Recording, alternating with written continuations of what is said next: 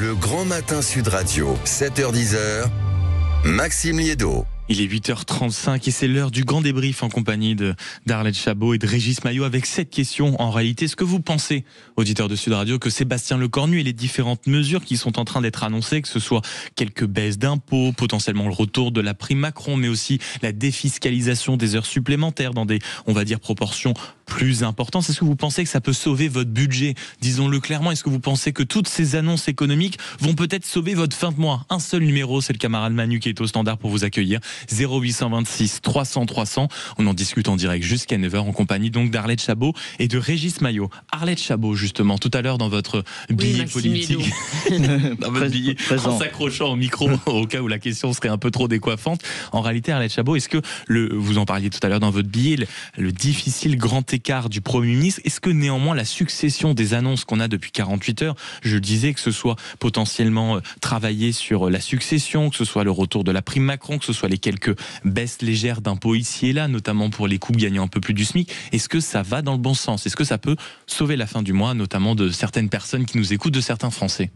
Alors il faut regarder dans le détail, évidemment. On a vu hier qu'il y avait un petit couac sur effectivement l'exonération d'impôts des tranches les plus bas du barème. Donc on était les smicards, un couple de smicards, bah non, ils ne payent pas déjà d'impôts. Donc en réalité, c'est ceux qui gagnent un poil plus que le SMIC. Voilà, ça s'est terminé comme ça. En fait, on est autour entre à peu près 17 000 ou 27 000 effectivement euros. Ce serait ça qui, effectivement, ces catégories qui seraient exemptées d'impôts. Bon, c'est un effort qui répond à la demande d'augmentation effectivement du pouvoir d'achat. C'est une des exigences du Parti socialiste qui propose augmentation du SMIC ou baisse de la CSG pour ceux qui gagnent le moins. Bon, voilà. Après, chacun va faire ses comptes, mais tout ça, il faut le remettre dans un ensemble, évidemment. Et c'est là que les Français pourront avoir une idée de ce que leur offre ou pas le Premier ministre. Ce qui est intéressant, c'est qu'on voit en Allemagne, c'est l'inverse qui se passe. Oui. C'est-à-dire vous avez vu que l'exonération de certaines charges, tout d'un coup, c'était la baisse de certaines cotisations, ça a déclenché les... Voilà, dans les heures sup, justement, exactement, exonération. Eh bien, du côté de l'Allemagne, on dit, bah non, effet d'aubaine pour les entreprises. Donc c'est plutôt non. Donc c'est ça qui est intéressant, c'est de voir que les débats sont à peu près les mêmes et que les solutions ne sont pas les mêmes. Ça c'est clair, en fonction des pays. 0826 300 300, auditeurs de Sud Radio, est-ce que vous pensez qu'à un moment Sébastien Lecornu peut sauver votre budget? Parlons clairement. Est-ce que vous pensez qu'il peut sauver votre fin de mois avec les différentes annonces? De quel œil vous regardez ça? De façon un peu positive ou au contraire c'est toujours la même rengaine à chaque fois qu'on cherche un budget? C'est les mêmes qui vont trinquer. 0826 300 300. Je vois que l'ami Manu a clairement mis son casque. Ça veut dire que ça appelle 0826 300 300. Bonjour Muriel. Bonjour à tout le monde, bonjour Arlette Chabot, je suis ravie de vous avoir parce que je vous apprécie énormément. Ben oui, Madame Arlette Chabot, elle vous écoute, mon cher Muriel. C'est gentil. Ah, oui. Muriel. Non, mais c'est vrai. Dites-nous, alors, Muriel. moi, écoutez, est-ce que vous voyez une différence avec ou sans gouvernement à l'heure actuelle? Voilà, c'est là où c'est compliqué de répondre oui, ma chère Muriel, pas totalement honnête. Mieux rester sans, alors. Qu'est-ce que je veux dire? Donc, vous avez... non, parce que de toute façon, il est bien gentil, monsieur Lecornu, moi, j'ai rien contre lui. Hein. La seule chose, c'est Macron qui décide tout. Voilà. Vous dites en réalité, peu importe les idées de Sébastien Lecornu, même pour régler les fins de mois des uns et des autres, c'est Macron aux commandes. Ça ne changera rien. Moi, je suis contre l'assistanat et pour faire gagner, en enlevant la CSG des salaires des gens, déjà, ils récupèrent 10% sur leur salaire. Ça fait partie de certaines options, ma chère Muriel, de baisser la CSG. Qu'ils apprennent cette option-là, parce que... redéfiscaliser les heures supplémentaires comme ça avait été fait il y a quelques années puis ça a été remis, enfin bon bref, ça fait que les gens avec du pouvoir d'achat vont pouvoir redépenser et leur redonner une bouffée d'air et cet argent bien sûr va falloir aller le chercher quelque part. Dans ces cas-là il y a des tas d'agences qui ne servent à rien, c'est un nid à voilà, un gaspillage on va dire. Un gaspillage. Voilà, un gaspillage énorme. Il y a des agences. J'écoutais une émission là l'autre soir. ces agences gèrent d'autres agences, qui gèrent d'autres agences, plus personne n'y connaît rien, on fait travail. Ça, c'est le charme de la France, ma chère Muriel, que voulez-vous? Oui, je sais. Le problème, c'est que ça va ronfler, parce que ce sont des fonctionnaires. Hein. Mais vous avez entendu d'ailleurs tout à l'heure notre invité qui a l'idée de faire partir un certain nombre de fonctionnaires en leur disant pendant 10 ans, hop là, on vous file 70% de votre salaire. En tout cas, merci beaucoup Muriel d'avoir été avec nous ce matin. Ben non, 0826. Vous êtes bien grimpé, vous. Hein Bien, alors je ne connais pas cette expression. Il manque un verbe. Oui, je crains avoir une certaine ambiguïté dans votre expression, ma chère Muriel. Non. Qu'est-ce que vous appelez par bien grimper? Vous êtes jeune débutant et maintenant vous avez bien évolué sur Sud Radio. Merci beaucoup, mais on évolue grâce à vous, ma chère Muriel, qui acceptez encore de nous écouter. Et on se faisait tous cette réflexion. Vous êtes bien grimpé. Oui, vous êtes bien grimpé. À ne pas confondre avec bien monté, qui est totalement autre chose. Mais enfin, merci beaucoup. Monsieur Maillot. Merci beaucoup, ma chère Muriel. 0826 300. Laurent, bonjour. Oui, bonjour. Et on vous pose cette question justement au Standard ce matin. Est-ce que vous pensez que les quelques mesures qui sont clairement, on va dire, mises sur la table actuellement par le Premier ministre Sébastien Lecornu peuvent sauver la fin de mois, votre fin de mois? Alors, moi, clairement, j'attends pas grand-chose de ça. Dans la mesure où je pense que il va falloir arrêter de chouiner et puis se mettre un petit peu au boulot aussi. Ah oui, d'accord, donc le Premier ministre n'y peut rien, il faut juste que les Français bossent plus. Ouais, c'est ça, ouais. D'accord. Il va falloir y aller. On peut peut-être travailler effectivement sur le bas de la fiche de paye, dans la mesure où certaines retenues sont un peu élevées quand même. Et ça, il faut travailler sur l'utilisation de l'argent, parce que on a quand même des services en France, je pense à la santé, qui méritent d'être soutenus. Mais moi qui voyage beaucoup, c'est mon métier. Je vois quand même qu'en France, on est plutôt vachement bien. Donc, on paye ces services où on est soigné. Donc, ça a un coût, il faut le payer. Maintenant, peut-être qu'il faut mieux utiliser l'argent qui est prélevé sur les salaires pour faire augmenter le net en bas de page. Oui, après, mon cher Laurent, quand vous dites ça, il y a énormément déjà de Français qui essayent de travailler un peu plus et qui disent, mais en réalité, je travaille plus, je me tue un peu plus à la tâche. Et derrière, par contre, toc, toc, toc, bonjour, qui suis-je? L'administration fiscale. Et tout ce que vous gagnez en plus, vous le donnez aux impôts. Donc, il y a beaucoup de Français qui disent, je vais pas travailler plus pour en réalité en perdre ou en donner davantage. Vous comprenez aussi cette mentalité? Ah oui, tout à fait, parce que en fait, on se retrouve. Moi, quand je fais du recrutement, il y a des gens qui font le calcul de est-ce il est préférable que je reste au chômage ou est-ce que je vais venir travailler, quoi. Bah oui, bien sûr. Parce que ça déclenche des aides en cascade et puis des indemnités France Travail, puis des aides sur les APL, etc., qui peuvent perdre en travaillant et en ayant un meilleur salaire. Et au final, quand on fait des comptes, le travail donne l'impression de moins payer, quoi. Oui, c'est exactement ça. C'est exactement ça, et je crois quand même que ça va être en effet une préoccupation au cœur de toutes les formations politiques actuellement. Merci beaucoup, mon cher Laurent, d'avoir été avec nous ce matin sur Sud Radio. Un numéro 0826 300 pour continuer la discussion et poursuivre le dialogue en compagnie de Régis Maillot et d'Arlette Chabot avec cette question: est-ce que vous pensez que toutes les annonces que vous entendez ici et là de la bouche du Premier ministre Sébastien Lecornu, que ce soit les baisses d'impôts, l'éventuelle prime, que ce soit du travail sur la succession, que ce soit les heures supplémentaires, est-ce que vous pensez que ça peut sauver votre budget, votre fin de mois? Auditeur de Sud Radio, 0826 300 et on en parle dans un instant. À tout de suite. Le Grand Matin Sud Radio, 7h-10h, Maxime Liédo. Vous êtes sur Sud Radio, 8h47, toujours en compagnie d'Arlette Chabot et de Régis Maillot avec cette question au 0826 300. Est-ce que vous pensez que les différentes annonces évoquées par le Premier ministre et son entourage ces derniers jours, ces dernières heures, en réalité peuvent être utiles pour votre budget à vous, auditeurs de Sud Radio, donc en réalité pour votre budget de la fin du mois? Parce que c'est ça qui compte. Vous avez un numéro 0826 300, mais aussi le site Sud Radio et les réseaux sociaux. On vous attend bien sûr nombreux. C'est vrai, Arlette Chabot, et on voit à l'instant le Premier ministre qui s'exprime depuis Matignon avant de faire encore, on va dire, le petit tour des popotes avec notamment la réception du RN à 9h et puis le Parti Socialiste. C'est vrai qu'on commence à se dire, bon, c'est très long, il faut quelques mesures, et là, clairement, on ne voit pas comment, à un moment, le Premier ministre joint les deux bouts. C'est très compliqué. Alors je pense que son premier souci n'est pas de trouver un semblant d'accord avec le Rassemblement national.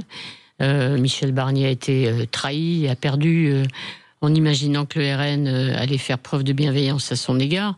Après, effectivement, tenir les deux bouts, c'est-à-dire faire plaisir ou ne pas déplaire à Bruno Retailleau et au LR et en même temps donner satisfaction au Parti socialiste, c'est compliqué. Surtout que les LR ne veulent pas avoir l'air, encore une fois, de jouer les roues de secours du macronisme finissant, ni avoir l'air d'être complice d'un accord avec les socialistes. Donc c'est ça qui est compliqué aujourd'hui pour le Premier ministre, à l'évidence. Mais franchement, en fin de matinée, on devrait savoir s'il y a une amorce de dialogue possible ou de négociation possible entre les socialistes et le Premier ministre. 0826 300 300, est-ce que vous pensez que les annonces du Premier ministre peuvent sauver votre budget, votre fin de mois? Auditeur de Sud Radio, vous nous appelez. Et à l'instant, le Premier ministre qui déclare précisément sur ce temps et sur cette volonté de dialogue, Arlette Chabot, depuis 3 semaines, j'ai volontairement peu parlé pour laisser la place aux discussions, à voir maintenant quand est-ce que ça s'aboutit. À l'instant, en effet, des chemins pour trouver des compromis. 08, ouais, vous vous dites, Régis Maillot, vous êtes sceptique déjà. Des chemins ou des impasses, on ne sait pas comment. Oui, ben justement, peut-être une impasse. 0826 300 300. Bonjour Pierre. Oui, bonjour. Merci d'être avec nous ce matin sur Sud Radio. Vous êtes quoi? Auto-entrepreneur, Pierre, et vous rentrez à l'instant d'un long séjour à l'étranger. Vous avez le réflexe Sud Radio, c'est un très bon réflexe. Et quoi, vous êtes effaré par tout ce que vous voyez? Oui, tout à fait, je vous avoue, on est rentré avec ma femme depuis presque 9 mois. Ouais. Et quand on entend un peu tout ce qui se passe en France, on avait un peu lâché l'actualité depuis un moment pour ne pas être, on va dire, trop dérangé et trop stressé de rentrer. Et pour être honnête avec vous, quand on voit ce qui se passe en politique en France, ça fait vraiment très peur. Mais qu'est-ce qui vous effraie? C'est quoi? C'est le niveau politique? C'est les solutions mises sur la table? C'est l'ambiance? L'impression d'être dans un jour sans fin? C'est quoi précisément, Pierre? Oui, je pense que c'est toute une classe politique qui prend l'argent des Français et l'utilise sans connaître exactement, à mon avis, les priorités des Français. Et au-delà de ça, qu'on peut se rendre compte, et à mon avis qui est quelque chose d'important, c'est tout cet argent qui part, qui est utilisé par les classes politiques pour faire des choses et des normes et d'autres réglementations, pour moi, n'apporte pas grand-chose aux Français, si ce n'est de les rendre moins compétitifs. Et au-delà de ça, je pense, n'offre pas aux Français des opportunités. On est dans un monde capitaliste, hein, donc si on se rend compte un peu de tout ça, aujourd'hui, il faut être compétitif, il faut travailler, il faut innover, et malheureusement, en mettant toutes ces charges sur les Français, et ces normes notamment, je ne vois pas comment on peut y arriver. Vous dites en réalité, la classe politique entrave tout ce qui rapporte de l'argent, tout ce qui permet d'être compétitif, c'est ça, et donc il faudrait mieux peut-être un peu, selon la formule consacrée, arrêter d'emmerder les Français et mettre en place le bon élan, les bons dispositifs. Oui, clairement, c'est ça, oui. Moi, je vois, par exemple, pour obtenir des autorisations pour faire aujourd'hui, moi, je suis dans un milieu qui est la géothermie, donc le forage de géothermie. Et quand je me rends compte toutes les autorisations et toutes les réglementations qu'il faut pour pouvoir faire, on peut pas être compétitif, on peut pas développer des solutions rapidement. C'est impossible. On se fait doubler par nos voisins européens, on se fait doubler par les États-Unis, parce que on a les idées, on a les cerveaux en France. Mais le problème, c'est qu'on ne veut pas les entretenir. Quand ils ne s'enfuient pas, c'est ça, exactement. Exactement. Et moi, aujourd'hui, c'est la grande question, c'est rester ou repartir, en fait. Et plus je me rends compte de ce qui se passe, et je me suis donné encore quelques mois, mais il est très probable que je reparte. Écoutez, Pierre, en tout cas, essayez de rester le plus possible en France, quand même, mon camarade. Surtout Pierre. À l'écoute de Sud Radio. Mais surtout, après, maintenant, avec toutes les applications, etc., on vous suivra un peu partout. Mais merci beaucoup pour votre parler vrai, camarade Pierre, au 0826 300 300. Continuons la discussion autour de la table pendant que le Premier ministre est actuellement en direct de Matignon, en train visiblement de faire quelques déclarations avant de poursuivre ses consultations. Il vient d'affirmer à l'instant, Arlette Chabot, que bien sûr, il va falloir à un moment améliorer le régime des retraites, mais également renoncer au 49.3. C'était un débat entre les partis politiques. Là, clairement, il y a visiblement une volonté de rupture. Et pendant que vous suiviez cela avec nous en direct sur Sud Radio, appelez-nous pour commenter. On est ensemble jusqu'à 10h, donc nous aurons l'occasion de dialoguer. 0826 300 300. Arlette Chabot. Sur le fait qu'il annonce quand même le fait de renoncer au 49.3, c'était quand même une mesure forte. On savait que pendant un temps c'était une demande du Parti socialiste. Certains disaient, écoutez, notamment dans son camp, il est quand même un tout petit peu idiot. Même lui, il avait dit dans son entretien du Parisien de se priver d'un outil constitutionnel. Là, visiblement, c'est une main tendue. Oui, alors il faut regarder dans le détail, parce que théoriquement le 49.3, il est surtout utile pour donner un budget à la France, bien entendu. Accessoirement. Alors après, sans doute ne se fait-il pas d'illusions. C'est-à-dire que si effectivement il n'arrive pas à trouver des compromis, il sera censuré. Donc s'il engage la responsabilité de son gouvernement sur un budget, sachant que la motion de censure va être votée, c'est même pas la peine d'engager le 49.3. Donc, soyons logiques, c'est la raison sans doute pour laquelle il dit qu'il faudrait renoncer à l'utiliser. Ça ne coûterait rien au bout du compte.